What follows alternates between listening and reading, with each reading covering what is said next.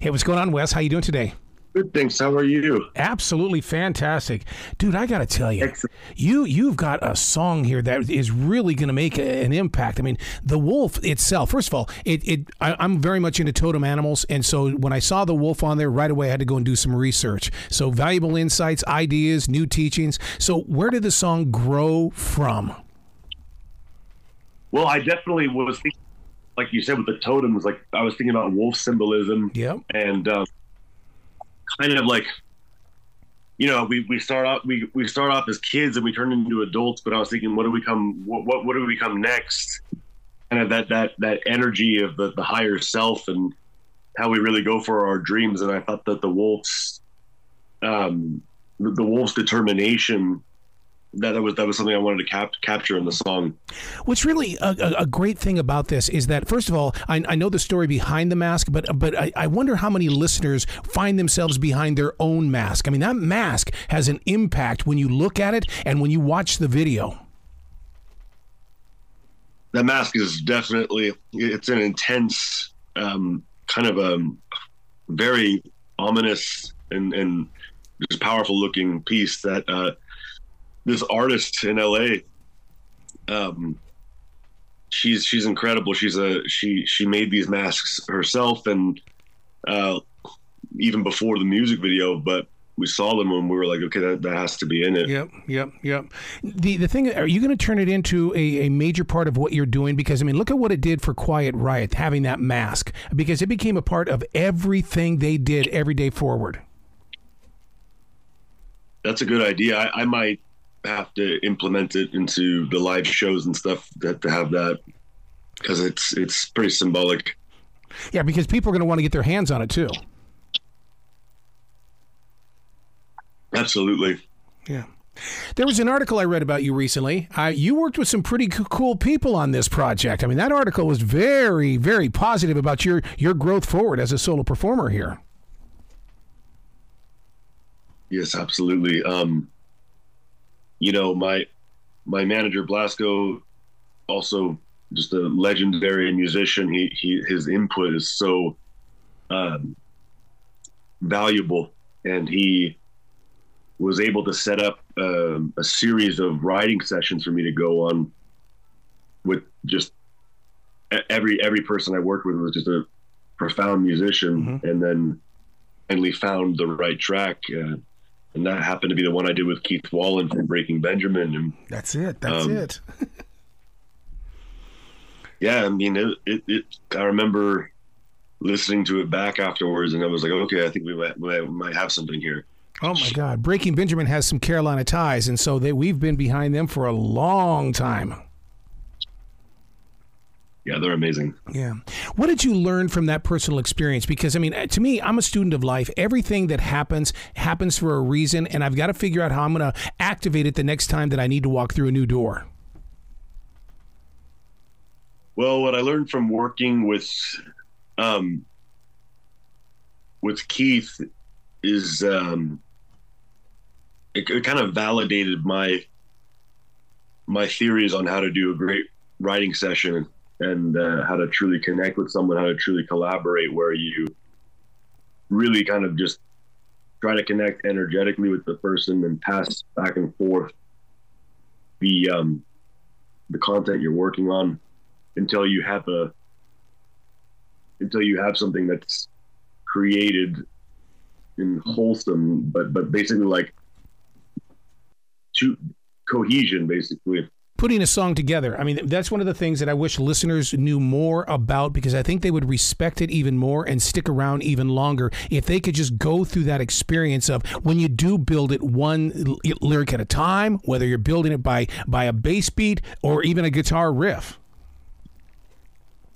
Yeah.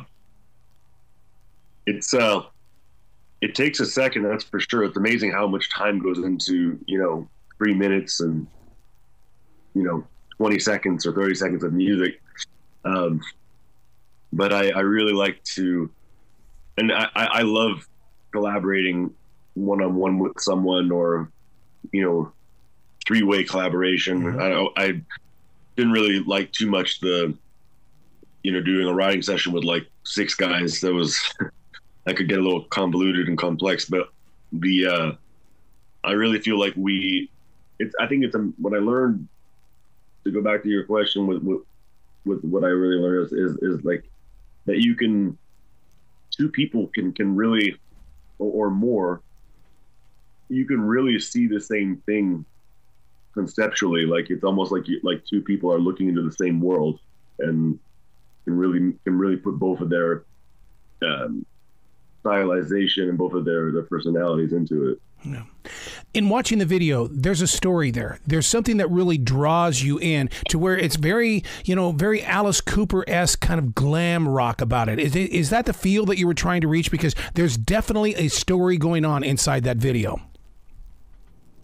I think so. I think, especially because the wolf representing the higher self, I wanted to show the person. I wanted to show him and it was perfect that this restaurant, Le Grand, allowed us to shoot there, because it needed to look opulent and like it was, an upscale, elevated kind of environment. Whereas the character that represents the same character as his lower self, he was coming right off the streets and just completely distressed and destitute. But the thing is that people could see themselves in it, because when you're behind that mask, I mean, and you're just staring at your eyes, it's like people are going, my God, I've seen that same exact look inside my eyes when I'm in the bathroom. Yeah, absolutely. It's and that's definitely what I wanted, was to have everyone that watches it kind of, if they watch it while they are aware of the philosophy of the song about being the dichotomy of the higher and lower self that exists within all of us, it can be much more powerful than, far more powerful than it would be when they just watch it without knowing. It's because I'm really trying to tell people that we really do have a part of us that can just give up, and absolute greatness and glory that can literally achieve anything. Anything they desire. Yeah, to get them to that level, though, I'm a daily writer. I've been doing that since July of 1994, and it's learning to ask the questions and question the answers to a self. But too many times, I think that creative people will ask other people what their opinion is, and then base their entire process on what they said and not what you're truly feeling inside.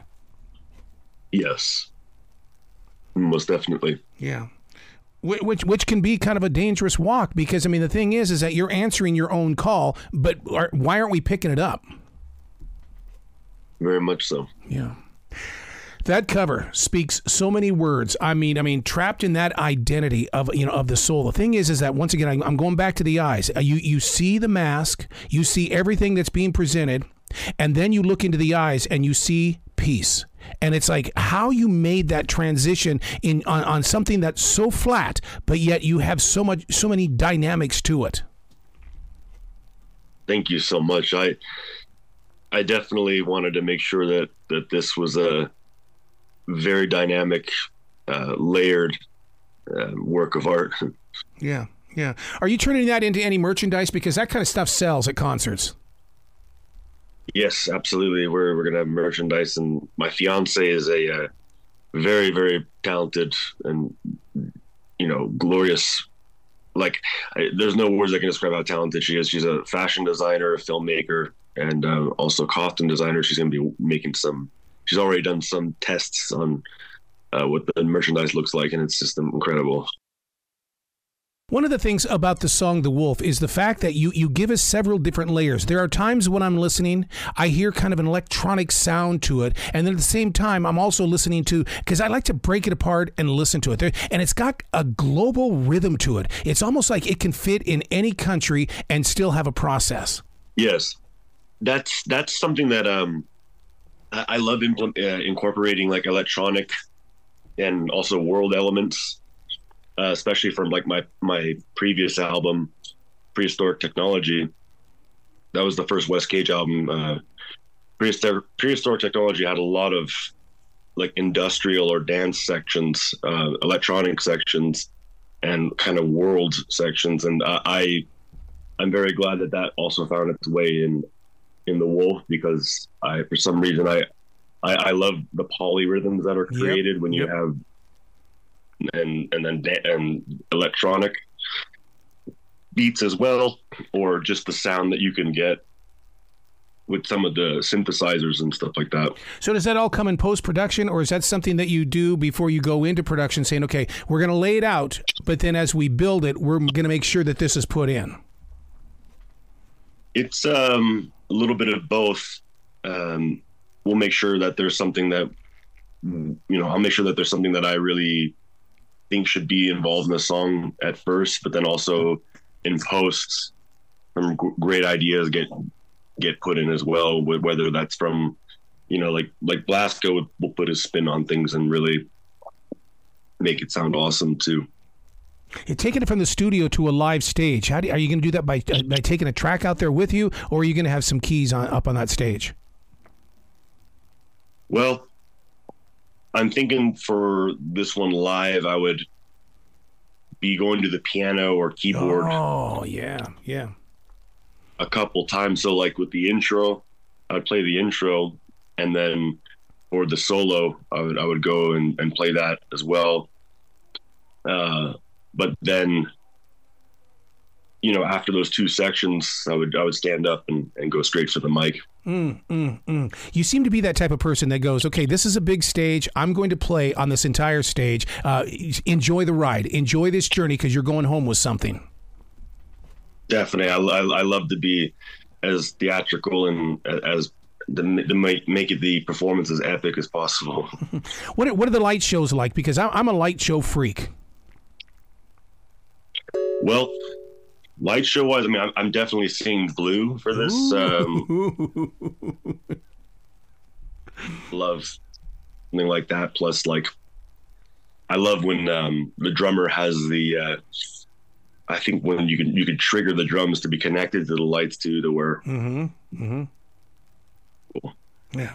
Now, what kind of a tour are you planning? Are you out on it right now, or are you planning for it for later on this fall and winter?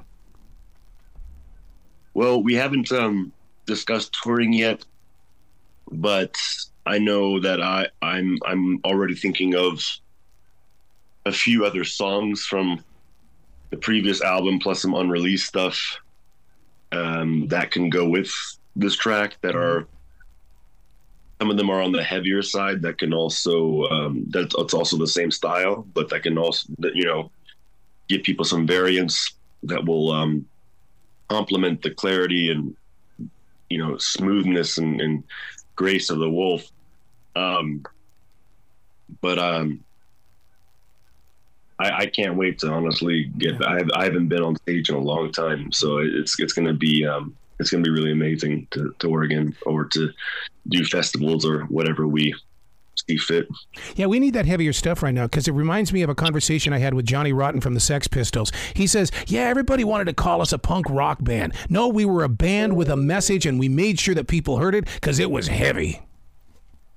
Yes, indeed. Now, is this going to be a part? So it's not just a single coming out. You're actually putting together an entire project then.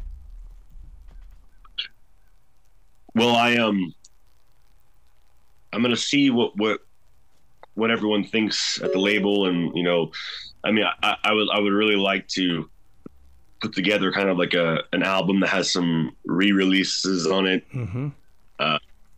some stuff that's never been released before, and then also have the Wolf on there. I mean, it would be awesome to have a record with that.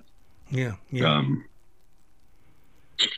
Well, you've got to Google this article that was written about you, dude. And you've got to see why everybody has been so positive about your approach to music. And then to find out that here comes the Wolf. And I'm going, I just read the article, man. What's going on here?